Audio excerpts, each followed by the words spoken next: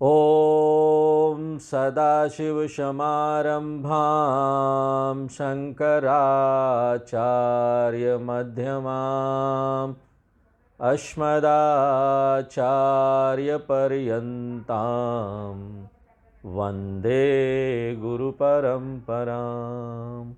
ओम। तो आज हम लोग एक नया ग्रंथ शुरू कर रहे हैं, उपदेश सार। ये भगवान रमन महर्षि द्वारा लिखा गया है और ये बहुत छोटा सा ग्रंथ है और इसमें सिर्फ 30 श्लोक हैं और ये 30 श्लोक भी बहुत छोटे छोटे हैं। एक दूसरा वेदांत का ग्रंथ है जिसका नाम है उपदेश सहस्री। तो ये दोनों में अंतर हमको समझना चाहिए क्योंकि दोनों नाम से एक लगता है ना। उपदेश सहस्री जो है वो आदि शंकराचार्य जी ने लिखा है और वो बहुत बड़ा ग्रंथ है। उसमें करीब 19 अध्याय हैं, चैप्टर हैं और 700 श्लोक है। उपदेश सहस्री। देखिए ये जो शब्द सहस्र आ रहा, सहस्र यानी बहुत बड़ा है, बहुत सारे हैं। जबकि ये क्या है, ये जो ग्रंथ आज हम लोग देखने जा रहे हैं वो उपदेश सार है। इसको रमन महर्षि जी ने लिखा है। ये बहुत छोटा सा ग्रंथ है लेकिन संपूर्ण ग्रंथ है, कॉम्प्रहेंसिव ग्रंथ है। पूरे वेदों की शिक्षा को सार रूप में इसमें बता दिया गया है। जितनी भी आध्यात्मिक साधना है उसको सार रूप में इसमें बता दिया गया है। एक दूसरा ग्रंथ है, रमन महर्षि जी ने ही लिखा है, उसका नाम है सद्दर्शन। सद्दर्शन में सिर्फ ज्ञान योग के बारे में बताया गया है। ज्ञान योग को महत्वपूर्ण मांग के उसके ऊपर फोकस किया गया, हाईलाइट किया गया है एक साधना को। जबकि बाकी सारी और जो साधना है उसको बहुत छोटे में बता दिया गया है, वो भी 8वें श्लोक में, वो भी आधे श्लोक में। भवन्तु सद्दर्शन साधनानि परस्य नामाकृति भी सपर्यः। तो एक श्लोक, वो भी आधे में, पूरे साधना को बता दिया गया है।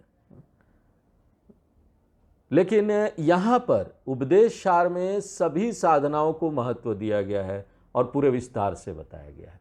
ज्ञान योग को महत्व दिया गया है, विस्तार से बताया गया। ज्ञान योग का क्या अर्थ हुआ? ज्ञान योग यानी हम अपने अंदर खोज करते हैं, अपने बारे में खोज करते हैं, सेल्फ इंक्वायरी करते हैं, आत्मज्ञान प्राप्त करते हैं। ये हमको याद रखना चाहिए। ज्ञान योग का अर्थ ये है। जबकि यहाँ पर इस ग्रंथ में, उपदेश सार में, ज्ञान योग के बारे में बात किया गया है लेकिन साथ साथ दूसरी और जो साधनाएं हैं उसके बारे में भी समान रूप से विस्तार से बात किया गया है। और ये हम बहुत महत्वपूर्ण मानते हैं क्योंकि देखिए इसमें कोई संशय नहीं है कि ज्ञान योग जो है ना वो मुख्य साधना है और वो सीधा सीधा साधना है। जो ज्ञान योग में आएगा उसको सीधे सीधे मुक्ति प्राप्त हो गई। लेकिन हमको इस बात को याद रखना चाहिए कि हम में से ज़्यादातर लोग तैयार नहीं हैं, रेडी नहीं हैं सीधे सीधे ज्ञान योग में प्रवेश करने के लिए। यहाँ पर हमको पात्रता चाहिए, हमको पात्र बनना पड़ेगा। जिस तरह से ये वर्ल्ड कप फुटबॉल अभी चल रहा है, विंबलडन वगैरह होता है, खेल होते हैं ना, तो उसमें सेमीफाइनल, फाइनल में जाने के लिए क्वालिफाइंग राउंड होता है, आपको पात्रता प्राप्त करना पड़ेगा। उसी तरीके से ज्ञान योग जो है ना फाइनल राउंड है।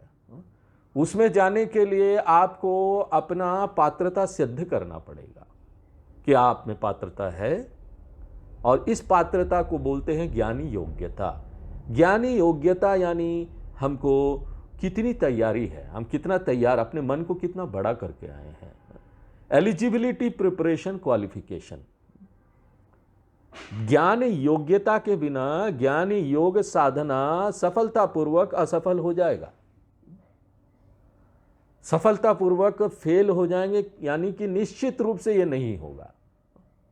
यही नहीं कि ज्ञान योग साधना में हम फेल हो जाएंगे, दूसरा एक बात ये होगा कि हमारा उसके ऊपर से विश्वास उठ जाएगा और ये बहुत भारी नुकसान होगा। अगर ज्ञान योग काम नहीं कर रहा है तो ये एक माइनस पॉइंट है, लेकिन उससे भी ज़्यादा जो भारी नुकसान होने वाला है वो ये है कि हम अपनी श्रद्धा ज्ञान योग पर खो देंगे कि ये तो काम नहीं करता। हम बोलेंगे देखो हमने इतना सब कुछ पढ़ा, इतना को सब कुछ जाना, इतना प्रवचन सुना, और उसके बाद हम देख रहे हैं कुछ भी काम नहीं करता, ये ज्ञान योग काम नहीं करता। क्या सबूत है कि ये काम करेगा? इसलिए ये चीज़ को हम बार बार दोहराते हैं कि ज्ञान योग तभी काम करेगा जब आपके अंदर ज्ञान योग्यता है। और क्योंकि हम में से ज़्यादातर के अंदर ये ज्ञान योग्यता नहीं होता है, तो एक जो संपूर्ण ग्रंथ होता है उसमें सब कुछ होना चाहिए। ज्ञान योग्यता किस साधना से हम प्राप्त करेंगे, फिर कैसे ज्ञान योग में पहुंचेंगे? ज्ञान योग्यता जो साधन है वो बहुत महत्वपूर्ण है, वो सीढ़ी है ज्ञान योग तक जाने के लिए। और ज्ञान योग्यता वाला जो साधन है उसको सेकेंडरी बोलते हैं, गौण बोलते हैं, सहायक साधन बोलते हैं, सहायक आध्यात्मिक साधन। देखिए, सहायक आध्यात्मिक साधन का मतलब ये नहीं है कि ये महत्वपूर्ण नहीं है, बहुत महत्वपूर्ण है। क्योंकि मुख्य जो साधन है वो तभी काम करेगा जब आपने सहायक साधन को अच्छी प्रकार से किया है। मुख्य साधन काम करेगा नहीं करेगा ये निर्भर करता है कि आपने सहायक साधन को अच्छी तरीके से किया है कि नहीं। इसलिए बोला तो जा रहा है कि ये सहायक साधन है, गौण साधन है, लेकिन महत्व में इसमें कोई कमी नहीं है, बहुत महत्वपूर्ण है। ये महत्व में देखेंगे तो जो गौण और या सहायक साधन है वो भी मुख्य साधन की तरह है। तो फिर हम इसको गौण या सहायक साधन क्यों बोलते हैं? क्योंकि ये हमको सीधे सीधे मुक्ति नहीं प्रदान करती। हम इसको करेंगे तो ये हमको ज्ञान योग में ले जाएगा, हमको ज्ञान योग पहले करना पड़ेगा, सीधे सीधे मुक्ति नहीं प्रदान कर सकती। इसलिए हम इसको क्या बोलते हैं? गौण या सहायक साधन। हम यहां पर गौण साधन सहायक साधन बोल रहे हैं, लेकिन महत्व में बराबर है, दोनों बराबर है। इसलिए कोई भी ग्रंथ होना उसको इन दोनों साधनाओं के बारे में बताना चाहिए। अगर कोई ग्रंथ ऐसा है जो आपको दोनों साधन के बारे में बता रहा है कि गौण साधन क्या है, सहायक साधन क्या है, मुख्य साधन क्या है, तो उसको हम बोलेंगे वो कॉम्प्रेहेंसिव स्क्रिप्चर है, वो पूर्ण शास्त्र है। और इस दृष्टि से उपदेश सार बहुत अच्छा, एकदम सटीक है। सद्दर्शन जो रमन महर्षि जी ने लिखा है ना, उसको इतना हम पूर्ण शास्त्र नहीं मान सकते इस दृष्टि से, क्योंकि सद्दर्शन का मुख्य जो महत्व उसमें दिया गया है उसके अंदर वो है कि हमको मुख्य साधना के बारे में ज़्यादा बताया गया। उपदेश सार छोटा है संख्या में भी और आकार में भी, लेकिन क्या है, ये पूर्ण प्रकरण ग्रंथ है। और इसी कारण से दयानंद स्वामी जी उपदेश सार को एक महत्वपूर्ण ग्रंथ मानते हुए इसको दूसरे में उन्होंने रखा है। पहला स्तर क्या है? पहला स्तर का ग्रंथ जो है वो तत्वबोध है। तत्वबोध हम पहले पढ़ते हैं, पहले स्तर का ग्रंथ है। उसके बाद हम जाकर उपदेश सार में प्रवेश करते हैं, ये दूसरा है। हमने भी अभी तत्वबोध देखा, फिर उपदेश सार में हम प्रवेश कर रहे हैं। इसलिए स्वामी जी भी हमारे जब वेदांत कोर्स कराते हैं ना, पूरा वेदांत का अध्ययन, तो वो तत्वबोध से शुरू करते हैं, उसके बाद उपदेश सार में आते हैं, और उसके बाद वो जाते हैं गीता के 13वें अध्याय में, जहाँ पर जीवन के 20 मूल्य के बारे में बताया गया है जो हमारे अंदर होना चाहिए। इसलिए उपदेश सार जो है ना, वो एक कॉम्प्रहेंसिव बुक है, एक संपूर्ण ग्रंथ है। और दूसरे जो और रमन महर्षि जी के जो ग्रंथ हैं वो किस तरह से लिखे गए हैं? वो किसी न किसी भक्त की प्रार्थना पर लिखे गए हैं। इसी प्रकार से ये भी जो ग्रंथ है ना, वो एक भक्त के प्रार्थना पर रमन महर्षि जी ने लिखा। रमन महर्षि जी को किताब या ग्रंथ लिखने में ज़्यादा दिलचस्पी नहीं थी। वो कोई वेदांत के कोई बड़े लेखक ऐसा नहीं बनना चाहते थे, लेकिन फिर भी वो लिखने के विरुद्ध नहीं थे। अगर कोई अवसर मिलता, कोई भक्त उनको प्रार्थना करता कि भगवान हमारे लिए एक ग्रंथ लिखिए, तो उनके प्रार्थना पर, उनके भक्त के प्रार्थना पर वो कोई ना कोई ग्रंथ लिखते थे, और अलग अलग भाषा में लिखते थे।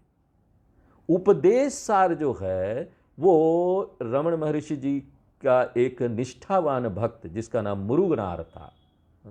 रमन महर्षि दक्षिण भारत में हुए थे, बहुत बड़े संत। उनका जो भक्त मुरुगनार, उसकी प्रार्थना पर इन्होंने ये लिखा था, रमन महर्षि जी ने।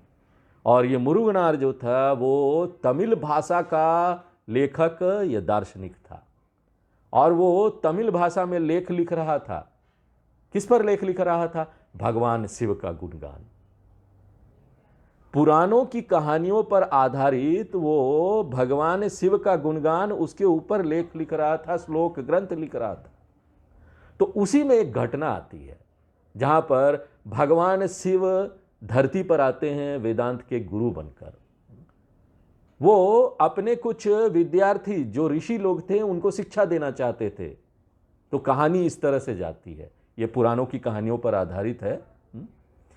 कुछ महान ऋषि लोग थे, वो लोग सन्यासी नहीं थे, गृहस्थ थे, और बहुत आसक्त थे कर्मकांड को लेकर। वेदों का कर्मकांड को वो बहुत पसंद करते थे, वही करते थे। तो इनको जो लोग हैं ना, वो पूर्व मीमांसक बोलते हैं। पूर्व मीमांसक यानी ऐसे लोग जो कर्मकांड को ज्यादा महत्व देते हैं। वेदों का जो कर्मकांड वाला भाग है उसको बहुत महत्व देते हैं, और वेदांत को वो ज्यादा महत्वपूर्ण नहीं मानते। वेदांत यानी उपनिषद वाला भाग, ज्ञान कांड वाला भाग, वेदों का दूसरा भाग। वेदों के पहले भाग में ना कर्मकांड बहुत है, कैसे पूजा किया जाए, किस तरह से कर्मयोग किया जाए, कर्म के बारे में बहुत है। लेकिन जैसे आप वेदों के दूसरे भाग में आ जाएंगे ना, तो वहां पर दर्शन के बारे में, तुम कौन हो, मैं कौन हूं, ये संसार क्या है। और वेदों का ये जो दूसरा भाग है इसको बोलते हैं ज्ञान कांड वाला भाग। तो ये जो लोग थे ऋषि लोग, इनको कर्मकांडी बोल सकते हैं, या कर्मठास बोल सकते हैं, कर्मजड़ा, ये भी नाम से बुलाया जाता था उनको, अलग अलग नाम उपयोग किया जाता था। और ये लोग बहुत कर्मकांड करते थे, यज्ञ हवन ये सब करते थे, और वो कर्मकांड में बहुत विश्वास रखते थे कि ये कर्मकांड उनको सब कुछ दे सकता है, उनको मोक्ष भी प्रदान कर सकता है। और ये जो पूर्व मीमांसक थे वो विश्वास रखते थे कि कर्म कांड उनको नित्य स्वर्ग प्रदान कर सकता है, और नित्य स्वर्ग में पहुंच जाना यानी मोक्ष प्राप्त कर लेना। यही नहीं कि कर्म उनको मोक्ष दे सकता है, कर्म उनको धर्म अर्थ काम सब कुछ दे सकता है। इसलिए वो खूब कर्म कांड करते थे। और ये जो पूर्व मीमांसक लोग थे उनका एक बहुत अजीबोगरीब विश्वास भी था। उनका ये विश्वास था कि ये जो कर्म कांड है वो अपने आप में फल दे सकता है, और इसमें भगवान की कोई जरूरत ही नहीं है। कौन सा भगवान? ये हम तो यज्ञ हवन कर रहे हैं, हमको उसका फल मिल जाएगा, यज्ञ हवन हमको फल देगा, पूजा जो कर रहे हैं वो हमको फल दे देगा। तो वो एक अजीबोगरीब तरह के दार्शनिक लोग थे जिनका ये विश्वास था। और देखिए अजीबोगरीब बात यह है कि वो वेद पर विश्वास करते थे। वो मानते थे कि वेद प्रमाण है, जो वेद बोल दे वही ठीक। लेकिन वो सिर्फ कर्मकांड वाले भाग में विश्वास करते थे, नित्य स्वर्ग में विश्वास करते थे।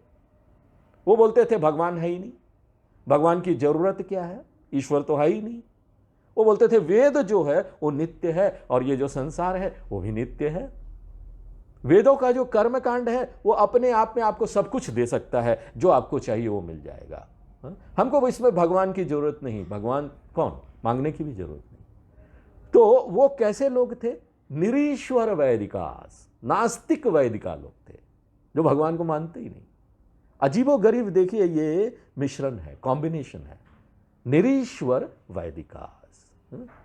नहीं, भगवान को नहीं मानने वाले वैदिक लोग, नास्तिक वैदिक लोग, और भगवान शिव उनको शिक्षा देना चाहते थे इन वैदिक लोगों को। क्यों? क्योंकि देखिए कुछ भी हो, कम से कम वो वेदों में तो, वेदों की परंपरा में तो विश्वास रखते थे, यज्ञ हवन करते थे। लेकिन कोई ना कोई बाधा के कारण वो वैदिक कर्मकांड से बाहर नहीं आ पा रहे थे। लेकिन फिर भी वो ये कर्मकांड तो करते थे, और इसके कारण से उनको भी भगवान का अनुग्रह प्राप्त होना चाहिए ना, ये बनता है कि भगवान का अनुग्रह उनको मिले। इसलिए भगवान शिव एक योजना बनाते हैं कि किस तरह से ना इनको आशीर्वाद दिया जाए, एक नाटक खेल कर। देखिए, ये सब पुराणों की कहानियां हैं। और मुरुगनार जो रमन महर्षि जी के भक्त थे, वो इसको तमिल भाषा में लिख रहे थे। आप बाद में जाकर समझेंगे कि उपदेश सार ग्रंथ और इस कहानी का क्या संबंध है। और कहानी ऐसे आगे चलती है कि एक दिन क्या होता है कि ये जो गृहस्थ ऋषि लोग हैं, वो लोग बहुत बड़ा यज्ञ करने का योजना बनाते हैं। और वो क्या करते हैं कि यज्ञशाला को तैयार कर रहे हैं, और उनकी जो पत्नियां हैं वो घर में व्यस्त है यज्ञ के लिए जो जरूरी तैयारियां हैं वो करने के लिए। और उसी समय भगवान शिव विष्णु भगवान को फोन लगाते हैं। देखिए, शिव भगवान और विष्णु भगवान ना बहुत अंतरंग मित्र हैं। शिव भक्त और विष्णु भक्त भले एक दूसरे में झगड़ा करे, लेकिन ये समस्या भक्तों के स्तर पर है, लेकिन शिव और विष्णु वो दोनों बहुत अच्छे मित्र हैं। बोलते हैं कि शिवाश हृदयम विष्णु विष्णुश्च हृदय शिवा। शिव भगवान जो है वो विष्णु जी के हृदय में है, और विष्णु भगवान जो है शिव भगवान के हृदय में है। अंतरंग हृदय अंतरंग मित्र है। इसलिए भगवान शिव प्रार्थना करते हैं भगवान विष्णु को कि आप हमारी सहायता कीजिए। क्यों? भगवान विष्णु तो एक्सपर्ट है ना मोहिनी वेश लेने में। और शिव भगवान विष्णु भगवान को बोलते हैं आप भी धरती पर आइए एक सुंदर मोहिनी स्त्री के रूप में, और मैं मोहन वेश लेके आऊंगा। मैं एक सुंदर ब्रह्मचारी के वेश में, एक भिक्षुक के वेश में नीचे आऊंगा धरती पर, और हम दोनों जो है ना दोनों जाएंगे, और भिक्षुक के रूप में ब्रह्मचारी के रूप में हम लोग ऋषियों के घर में जाएंगे और वहां पर भिक्षा मांगेंगे हम। शिव भगवान बोलते हैं भवती भिक्षाम देही। और जब वो ऋषियों की पत्नियां वहां होगी तो उनके पास जाएंगे, उनके घर के पास जाएंगे। और ये जो मोहिनी विष्णु भगवान जो मोहिनी एक सुंदर स्त्री का रूप लेके आएंगे, वो यज्ञशाला में जाएंगे जहां पर ऋषि लोग यज्ञशाला की तैयारी कर रहे हैं। और क्या होता है आगे आप कल्पना कर सकते हैं। एक सुंदर मोहिनी स्त्री को देखकर सभी ऋषि लोग मोहित हो जाते हैं, ऐसे कि जैसे ना उनके ऊपर किसी ने जादू की छड़ी घुमा दी, और अनजाने में ना वो उनके पीछे पीछे जाने लगते हैं। और कुछ दूरी तक वो उनके पीछे पीछे जाते हैं, जिस तरह से राम जी हिरण के पीछे जाते हैं ना, उसी तरीके से। और अचानक वो देखते हैं कि वो जो मोहिनी थी वो गायब हो जाती है, और ऋषि लोग बड़े आश्चर्य होते हैं क्या हुआ। और फिर धीरे से थोड़ी देर में उनको समझ में आता है जरूर कोई ना कोई उनके साथ ना ये भटकाने का कोई काम कर रहा है, कोई उनके साथ गड़बड़ कर रहा है, और इसके कारण ना उनको बड़ी शर्मिंदा का अनुभव होता है। वो बोलते देखिए हम तो ऋषि हैं, हमसे ये अपेक्षा की जाती है कि हम इस तरह की चीज़ों के से आकर्षित ना हो, और वो नहीं चाहते हैं ना कि उनकी पत्नियों को ये पता लगे। इसलिए यज्ञशाला में वो तुरंत वापस जाना चाहते हैं, लेकिन उससे पहले वो क्या करते हैं, वो जानना चाहते हैं कि उनकी पत्नियां क्या कर रही है। वो यज्ञशाला में वापस आ जाते हैं। हाँ, वापस आने के बाद वो आश्चर्य करते हैं कि भैया अभी पत्नियां सब आई क्यों नहीं, हमको जाके देखना चाहिए कहाँ जा रही, क्या कर रही है। तो उनको ढूंढने के लिए ऋषि उनके कुटिया में जाते हैं, और वो बड़े आश्चर्य होते हैं। वो देखते हैं कोई भी पत्नी लोग वहां नहीं है। होता क्या है कि शिव भगवान एक सुंदर ब्रह्मचारी भिक्षु के रूप में उनके घर में जाते हैं, और ये जो पत्नियां थी वो आकर्षित हो जाती इतना सुंदर रूप देखे, और वो भिक्षु के पीछे पीछे जाने लगती है, शिव भगवान के पीछे पीछे। और ये जो ऋषि लोग थे वो उनको ढूंढना शुरू कर देते कि ये पत्नियां गई कहां। और उसके बाद वो देखते हैं कि पत्नियां जा रही है कहीं दूर पे, और वो जानना चाहते हैं कि इसके लिए जिम्मेदार कौन है। और वो देखते हैं ना कि एक भिक्षु, सुंदर भिक्षु ब्रह्मचारी आगे आगे वो जा रहा है और ऋषि पत्नी उनके पीछे पीछे जा रही है। तो ऋषि लोगों को बहुत गुस्सा आ जाता है, वो उस पर हमला कर देते हैं भिक्षुक पर। उनको पता नहीं था कि वो शिव भगवान है। अब शिव भगवान पर कौन हमला कर कर उनसे कौन जीत सकता है, हा? उनको पता नहीं शिव भगवान है, और वैसे भी वो ईश्वर पर तो विश्वास करते ही नहीं था। और वो क्या करने लगे, उसके बाद वो ना यज्ञ करने लगे। उनको विश्वास था यज्ञ करने से कुछ भी हो सकता है, तो वो इस भिक्षुक को नष्ट करना चाहते थे, इसलिए वो बड़ा यज्ञ करने लगे, विशेष यज्ञ। और ऐसा विशेष यज्ञ होता है, काला जादू वगैरह, हाँ? उसको बोलते हैं अभिचारिक कर्माणि। ये काले जादू की तरह होता है। अभिचारक कर्म जो है वो शत्रु वध के लिए होता है, अपने शत्रु को नष्ट करना है, तो इस तरह का यज्ञ है। और ऋषि लोग ने सोचा कि ये जो भिक्षुक है वो उनका शत्रु है और उनको नष्ट करने के लिए यज्ञ करेंगे, और वो यज्ञ करने लगे। और यज्ञ करते करते उन्होंने कई तरह के अस्त्र शस्त्र उनको नष्ट करने के लिए भेजे, और भगवान शिव जो है खड़े खड़े मुस्कुरा रहे, उनको कुछ नहीं हो रहा है, कोई भी अस्त्र शस्त्र उनको छू तक नहीं गया। तब उन ऋषियों को समझ में आया कि यहां पर ना मूलभूत रूप से कोई गलती उनसे हुई है, वो जो कर रहे हैं उसमें कोई ना कोई गलती हुई है। देखिए, इसमें कोई शक नहीं था, उनके पास बहुत शक्तियां थी ऋषि लोगों के पास में, और उनको मालूम था कि ये महान यज्ञ है, और उसके बाद भी वो एक भिक्षुक का कोई भी कुछ बिगाड़ नहीं पा रही है। तब जाकर ना उनको ये एहसास होता है और उनके अंदर विनम्रता आ जाती है। वो हार जाते हैं, और हारने के बाद वो विनम्र हो जाते हैं, और कहीं और जाने के बदले वो क्या करेंगे, वो भिक्षु के सामने जाकर शरणागति कर देते, भाई आप कौन हो बताइए। और उसके बाद भिक्षुक तुरंत भगवान शिव के रूप में आ जाते हैं और उनको बताते हैं, देखो मैं यहां आया तुमको शिक्षा देने के लिए कि कर्म का एक सीमा है। कर्म बहुत महान है, नो डाउट। अगर अच्छी तरीके से कर्म को हैंडल किया जाए तो कर्म आपको आध्यात्मिक विकास दे सकता है, लेकिन एक सीमा तक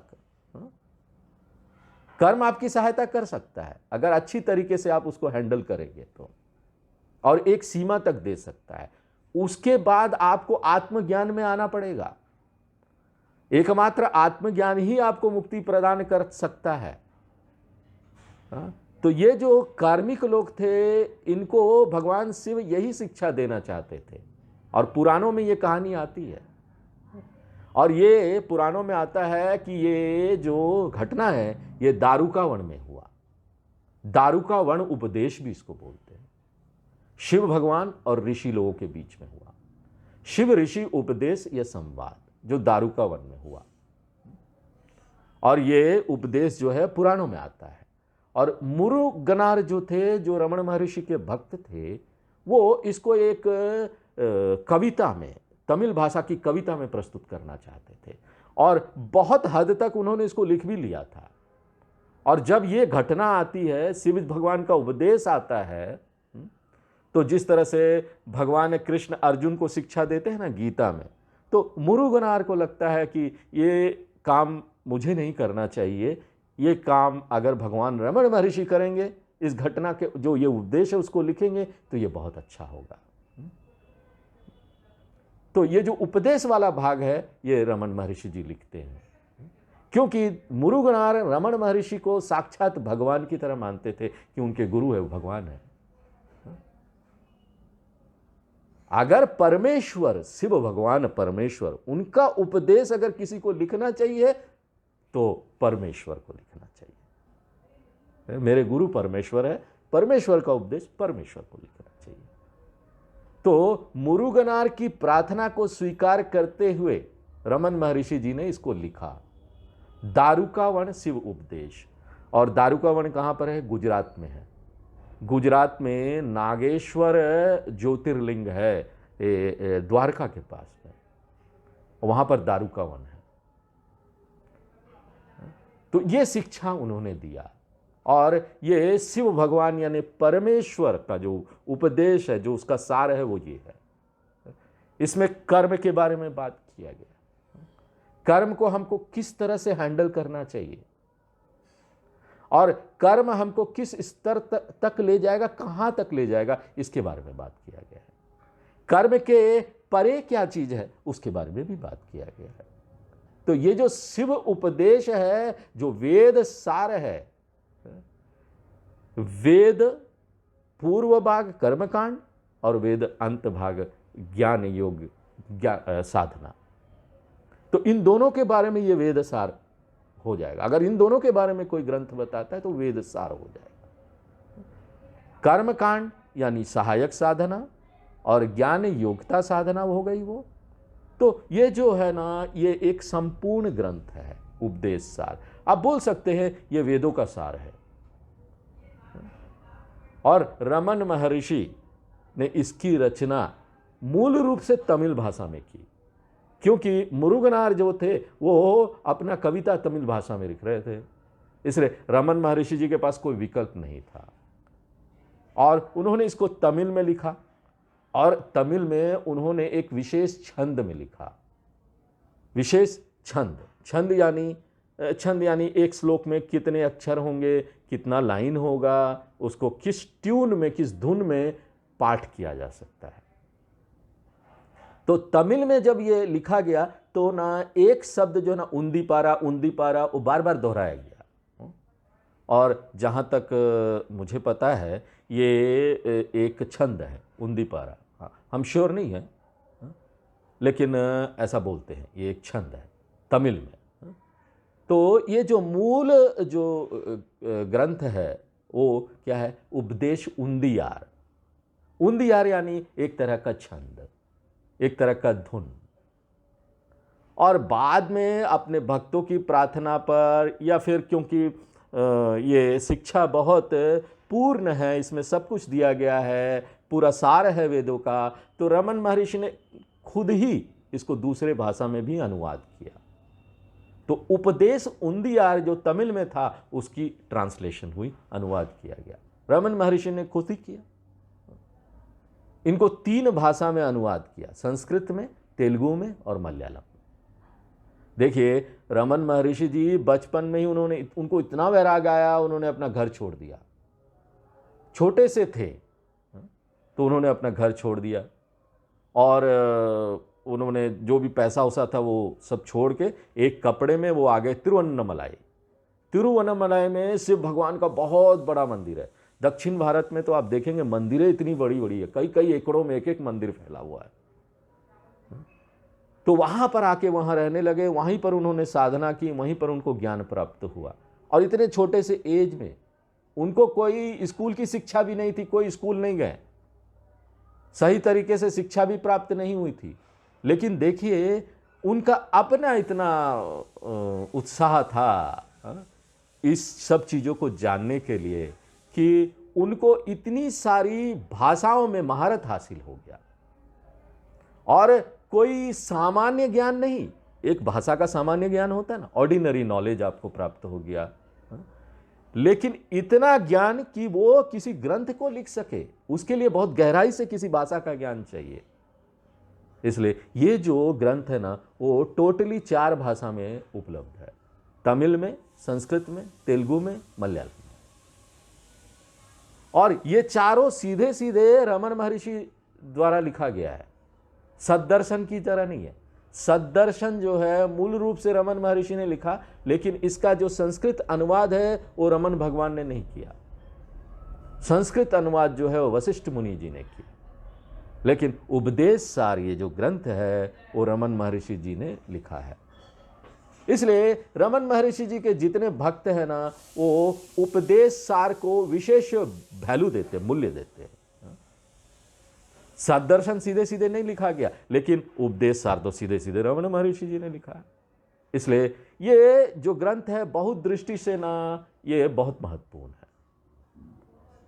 इसका जो शिक्षा है वो पूर्ण है, इसमें सब कुछ दिया गया है, सीधे सीधे रमन महर्षि द्वारा लिखा गया है। तो उपदेश सार का जो बैकग्राउंड है, पृष्ठभूमि है, ये है। तो इस बैकग्राउंड को, इस पृष्ठभूमि को ध्यान में रखते हुए हम अब प्रवेश करेंगे ग्रंथ में। और देखिए ये श्लोक बहुत छोटा छोटा है, और जो सबसे छोटा छंद जो है संस्कृत में उसको बोलते हैं अनुष्टुप छंद। अनुष्टुप छंद में हर एक लाइन में 8 अक्षर है और 4 लाइन है। जैसे भगवत गीता, भगवत गीता के सारे श्लोक अनुष्टुप छंद में है, और उपदेश सार जो है वो उससे भी छोटा है। उपदेश सार में हर एक लाइन में 8 से कम अक्षर है, और ये बहुत ही छोटा हो जाता है, इसलिए इसका पाठ करना, इसको गाना थोड़ा कठिन हो जाता है। लेकिन हमारे स्वामी दयानंद जी, उन्होंने इसके लिए एक ट्यून बनाया था, वो उसका उपयोग करते हैं, और ये संगीतमय धुन है। अगर कोई अच्छा गाने जानता है ना तो बहुत अच्छा इसको गा सकता है। और क्योंकि एक हमारे गुरु ने हमको यही एक ट्यून बताया है, तो हम इसी ट्यून का उपयोग करेंगे। अब इतना अच्छा गाना तो हमको भी नहीं आता, स्वामी दयानंद जी का ट्यून है, तो हम कोशिश करेंगे। तो जिसको पता है वो हमारे साथ पढ़ सकते हैं। एक लाइन हम पढ़ेंगे, फिर आप लोग पढ़ेंगे। पहला श्लोक है, कर्तुराज्ञया प्राप्यते फलम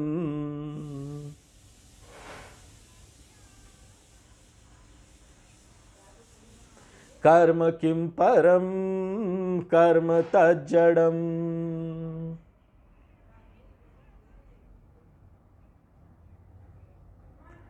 तो ये जो राग है इसको बोलते हैं पुनः गवराली राग। स्वामी जी को बहुत पसंद था। तो ये जो उपदेश सार है ये शिव भगवान की शिक्षा का सार है। उपदेश सार यानी शिव भगवान का टीचिंग, और मोटे तौर पर हम इसको 2 भाग में विभाजित कर सकते हैं। पहला जो है वो 13वें श्लोक तक है, जहां पर शिक्षा का पहला भाग है 13वें श्लोक तक, और 14 श्लोक से लेकर 30वें श्लोक तक टोटल 30 श्लोक है। दूसरे भाग में हम आते हैं। तो वो 2 भाग क्या है? पहला भाग जो है वो ज्ञान योग्यता साधन के बारे में बताता है कि ज्ञान प्राप्त करने के लिए हमको क्या साधन करना पड़ेगा, पात्रता प्राप्त करने के लिए। तो इसमें ये जो आध्यात्मिक अनुशासन, इसमें बहुत सारे कर्म हैं जो आपको ज्ञान योग्यता प्रदान करेंगे। आपको ज्ञान नहीं प्रदान करेंगे, आपको ये मोक्ष नहीं प्रदान करेंगे, ये आपको तैयार करेंगे। ये पहला भाग है, और ये वेदों के कर्मकांड वाले भाग में आता है, उस भाग में दिया गया पहले भाग में। तो 13वें श्लोक तक हम ये बोल सकते हैं वेद पूर्व भाग, वेद का आधा भाग हो गया, कर्मकांड का सार, ज्ञान योग्यता साधना। और रमन महर्षि जी इसमें हमको बताएंगे कायिक कर्म, वाचिक कर्म और मानसिक कर्म के बारे में। कायिक कर्म यानी शरीर से जो हम कर्म करते हैं, वाचिक कर्म यानी वाणी से जो कुछ हम बोलते हैं वो भी कर्म हो जाता है। हम यहाँ पर वाणी से पाठ करते हैं, जप करते हैं। उसके बाद मानसिक अनुशासन भी आता है, मानस कर्माणी। मानस कर्माणी ये अलग अलग तरह के उपासना के रूप में आ जाता है। पतंजलि महर्षि जी ने जो अष्टांग योग दिया है वो भी इसमें आ जाता है। और ये सभी चीज़ें ना बहुत सुंदर तरीके से इन 13 श्लोक में बता दिया गया है। और उसके बाद 14वें श्लोक से रमन महर्षि जी वेद अंत सार के बारे में बताते हैं, ज्ञान कांड सार, इसको ज्ञान योग बोलते हैं। और प्रस्तावना के रूप में जो पहला श्लोक है उसमें रमन महर्षि जी खंडन करते हैं पूर्व मीमांसक लोग का जो उनका जो सोचना है, जो विचार है कर्म को लेकर।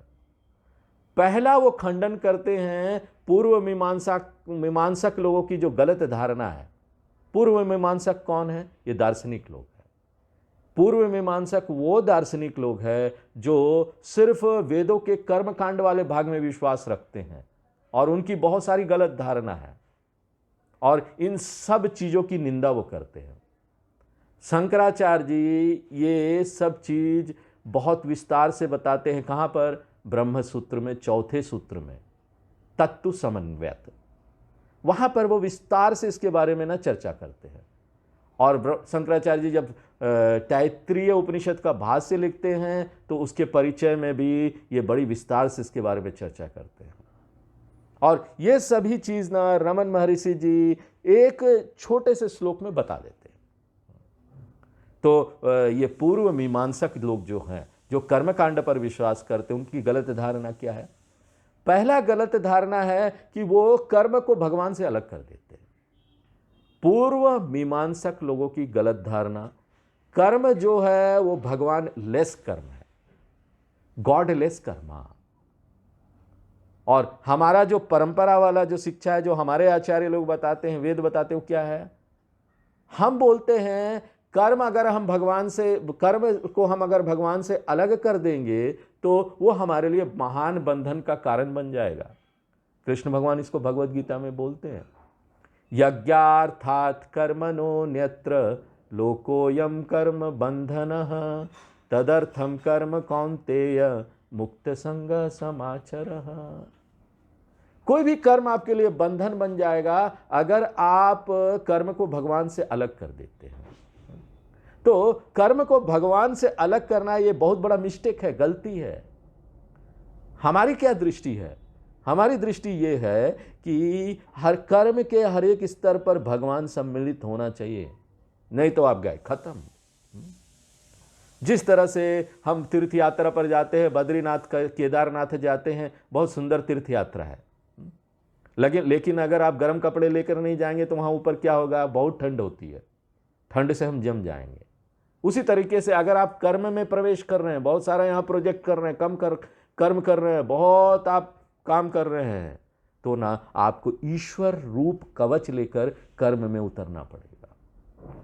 और भगवान कर्म में दो तरीके से इन्वॉल्व है। पहला जो चरण है, भगवान कर्म के प्राप्त करता है। जितने भी कर्म हैं, हम यहाँ जो भी कर्म कर रहे हैं वो भगवान के हाथ में चला जाता है। भगवान कर्म के प्राप्त करता है। कृष्ण भगवान बोलते हैं गीता में इसको, भोक्तारम यज्ञ तपसाम सर्वलोक महेश्वरम सुहृदम सर्वभूतानां ज्ञात्वा माम शांति मृच्छति। 1 मिनट बाद ये जूम बंद हो जाएगा, आप फिर से कनेक्ट कर लेना, ज़्यादा से ज़्यादा 4-5 मिनट और लेंगे। हाँ, 1 मिनट बाद ये बंद हो जाएगा, फिर से कनेक्ट कर लीजिएगा। तो कृष्ण भगवान बोलते हैं कि कोई भी कर्म किसी के भी द्वारा किया जा रहा हो वो मेरे हाथ में आएगा। इसलिए भगवान कर्म को कर्म भोक्ता भी बोलते, भोक्ता यानी स्वीकर्ता। ये हमको याद रखना चाहिए। देखिए, हमको पता हो या ना पता हो, ये जो कर्म हम कर रहे हैं भगवान के हाथ में जा रहा है। हाँ, तो यहाँ पर ईश्वर स्वीकर्ता है, कर्म को प्राप्त करते हैं। देखिए, हमको पता हो ना पता हो, ये ईश्वर के हाथ में जा रहा है। और बाद में भी ना भगवान सम्मिलित है, कुछ ना कुछ वो कर रहे हैं। क्या कर रहे हैं? क्योंकि देखिए, यहाँ पर कर्म करते हैं, कर्म के समय में वो भगवान वहाँ पर हैं, हम सब कुछ भगवान को समर्पण करके कर रहे हैं। उसके बाद कर्म ना परिवर्तित होता है, कर्म फल के रूप में उसको ढाला जाता है, प्रोसेसिंग होती है उसकी। हर एक कर्म ना खाना की तरह पकता है।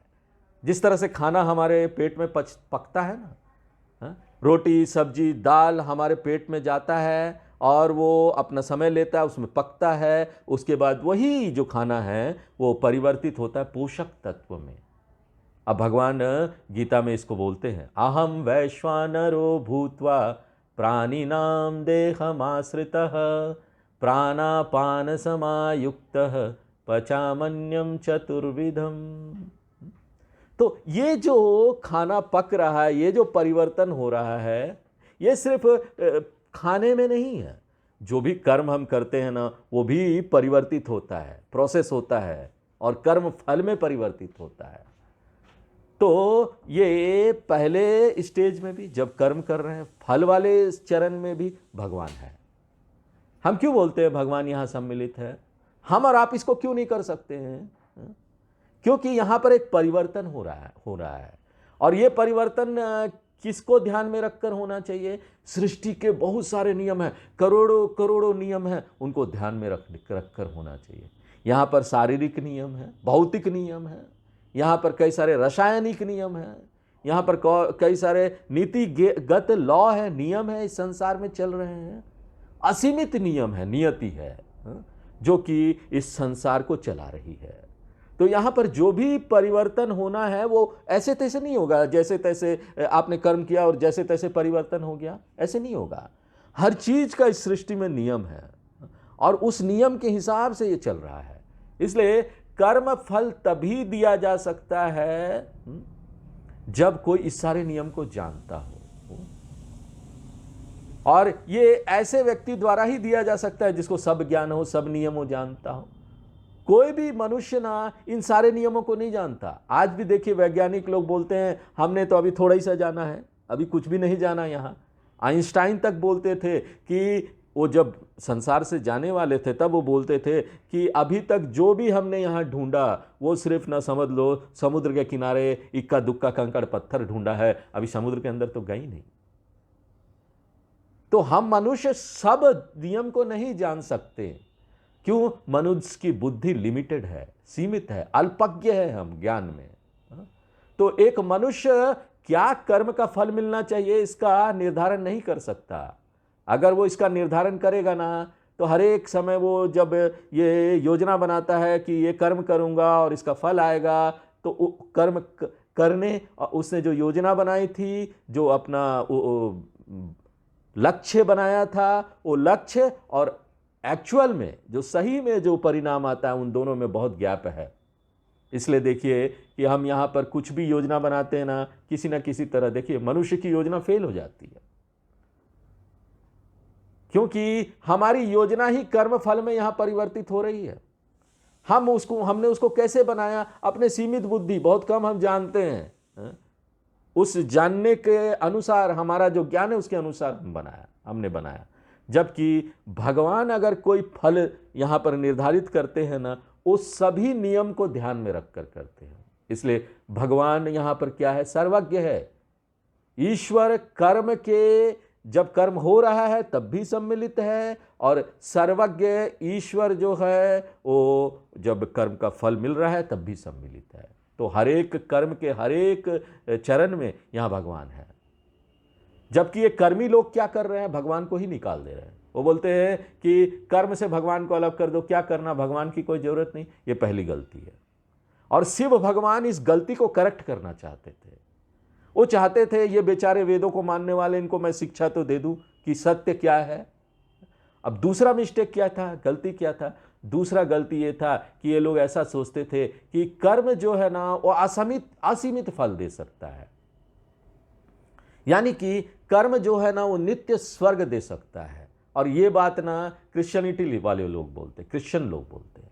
वो बोलते हैं कि यहाँ पर नित्य स्वर्ग है, आप एक बार कुछ करो तो बस यही जीवन है आपका, और इसी जीवन में आपको जो करना है कर लो, क्योंकि आप नित्य स्वर्ग में चले जाओगे या नित्य नरक में चले जाओगे। और पूर्व मीमांसक लोग भी इस तरह की बात करते थे कि ना ये नित्य स्वर्ग है। और हम ये बोलते हैं कि ये भी एक बहुत बड़ी गलत धारणा है, क्योंकि आप जितना भी सबूत इकट्ठा कर लीजिए, कर्म फल अनित्य है, अनित्य रहेगा, वो नित्य नहीं हो सकता। कर्म से जो भी आप फल प्राप्त करेंगे वो अनित्य रहेगा। और हमारा अनुभव भी तो यही बोलता है ना, हम कर्म से जो भी यहां उपलब्ध कर रहे हैं वो समय के साथ खत्म हो जाता है ना। आप यहां कर्म करके पैसा पैदा करते हैं, पैसा जमा करते हैं, वो पैसा भी खत्म हो जाता है ना समय के साथ। आप यहां कर्म करके फसल पैदा करते हैं, वो भी समय के साथ खत्म हो जाता है ना। तो हमारा यहां पर अनुभव भी यही साबित कर रहा है कि कर्म जो है ना वो सीमित परिणाम दे सकता है।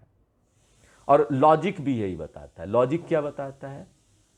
तर्क क्या बताता है? कि कर्म जो है ना वो सीमित परिणाम दे सकता है। और इसका लॉजिक क्या है, तर्क क्या है? जैसा कार्य होगा वैसा कारण होगा। कर्म जो है ना, जो कार्य है वो सीमित है, समय से भी और जगह से भी है। आप अगर दिल्ली में कर्म कर रहे हैं तो लखनऊ में नहीं कर सकते, और लखनऊ में कर रहे हैं तो दिल्ली में नहीं रह सकते। तो देश परिच्छेद है। और कर्म आप एक दिन में करेंगे, 7 दिन, 15 दिन, कुछ समय के लिए, तो टाइम वाइज भी लिमिटेड है, समय की सीमा से बंधा हुआ है। कितने लोग वो करेंगे, उस काम को करेंगे, वो भी सीमित है। और क्वालिटी की तो बात ही छोड़ दीजिए, हम इसकी बात नहीं करेंगे। हम यहाँ पर क्वालिटी के बारे में सोचते नहीं कि कर्म जो कर रहे हैं उसका क्वालिटी कैसा होना चाहिए। हम यहाँ पर कर्म करते हैं बाकी सब चीज सोचते हुए, जो कर रहे हैं उस पर ध्यान नहीं रहता, बाकी सारी चीजों पर होता। तो क्वालिटेटिवली, क्वांटिटेटिवली, समय के हिसाब से भी, टाइम वाइज, क्रोनोलॉजिकली कर्म जो है ना वो सीमित है, फल जो है ना वो भी सीमित है। क्यों? क्योंकि जैसा कार्य होगा वैसा कारण होगा। यह सृष्टि का नियम है, साइंटिस्ट लोग भी बोलते हैं। जैसा कर्म होगा वैसा उसका फल भी सीमित होगा, यह लॉजिक है। और अंततोगत्वा आपने अपने अनुभव से देख लिया, तर्क से देख लिया, अब वेद प्रमाण में आइए। जिस वेद को पूर्व मीमांसक लोग पढ़ते हैं और उसको मानते हैं, वो वेद खुद ही बोलती है, क्या बोलती है? न कर्मणा न प्रजया धनेन त्यागे नैके अमृतत्व मानसु। कर्म कभी भी मोक्ष प्रदान नहीं कर सकता, यह दूसरी गलत धारणा है पूर्व मीमांसकों की, कि कर्म जो है नित्य स्वर्ग आपको दे देगा। तो रमन महर्षि जी इस पहले श्लोक में इन दोनों गलत धारणाओं का खंडन करते हैं और इस सत्य को स्थापित करते हैं कि यहां पर अगर आप कर्म को भगवान से अलग कर देंगे तो आपको बहुत तनाव होगा। हमको कर्म करते समय तनाव क्यों होता है? हमने भगवान को सम्मिलित नहीं किया। आजकल लेखों में भी आता है ना, समाचार पत्र में आ रहा है, यूट्यूब देखिए, आजकल फेसबुक देखिए, उसमें वो पॉजिटिव थिंकिंग के बारे में बहुत आ रहा है, क्योंकि ये जो तनाव है वो एक बहुत बड़ी समस्या हो गई है। आजकल आधुनिक जीवन में तनाव समस्या हो गई है। कर्म बढ़ता जा रहा है क्योंकि तकनीकी विकास हो गया है। पहले इतना कर्म हम नहीं कर सकते थे क्योंकि हमको एक दूसरे से जगह से दूसरी जगह जाने के लिए सोचना पड़ता था। यहां पर कोई मोबाइल फोन नहीं था, कोई लैपटॉप नहीं था। आजकल तो पूरा दुनिया आपके घर में आ गया है, इंटरनेट है, ईमेल है, सेल फोन है। इसलिए ये सारे होने के कारण कर्म बढ़ गया, और कर्म बढ़ने के कारण क्या? टेंशन है, स्ट्रेस है, वो बढ़ता जा रहा है। और बहुत खोज के बाद उन्होंने ये देखा कि ये जो ध्यान है, दूसरे और अभ्यास है, वो इसके लिए बहुत उपयोगी है। आप सांस की क्रिया करते, वो भी उपयोगी है। इसलिए भगवान जो है ना वो तनाव को दूर करने वाले स्ट्रेस बस्टर है। एकमात्र भगवान ही एक स्ट्रेस बस्टर है, आपके तनाव को दूर कर सकते हैं, आपके मन में जितना परेशानी आता है ना उसको दूर कर सकते हैं। इसलिए हे पूर्व मीमांसक, कर्म आपके लिए तनाव लेकर आएगा, भगवान सहित कर्म आपको शांति प्रदान करेगा। कर्म से भगवान को निकाल दो तो आपके लिए तनाव लेकर आएगा। तो भगवान सहित जब हम कर्म करते इसको कर्म योग बोलते हैं। कर्म प्लस भगवान, कर्म योग हो गया। तो पहला जो श्लोक है ना वो पूर्व मीमांसक जो गलत धारणा उनका खंडन श्लोक है। ये ईश्वर सिद्धि श्लोक है, भगवान को स्टैब्लिश करते हैं कि भगवान यहाँ है। तो अब आज यहीं पर विराम देते हैं, आगे फिर हम लोग नेक्स्ट क्लास में देखेंगे। पूर्णमदः पूर्णमिदं पूर्णात् पूर्णमुदच्यते पूर्णस्य पूर्णमादाय पूर्णमेवावशिष्यते। ओम शांति शांति शांति। हरि ओम।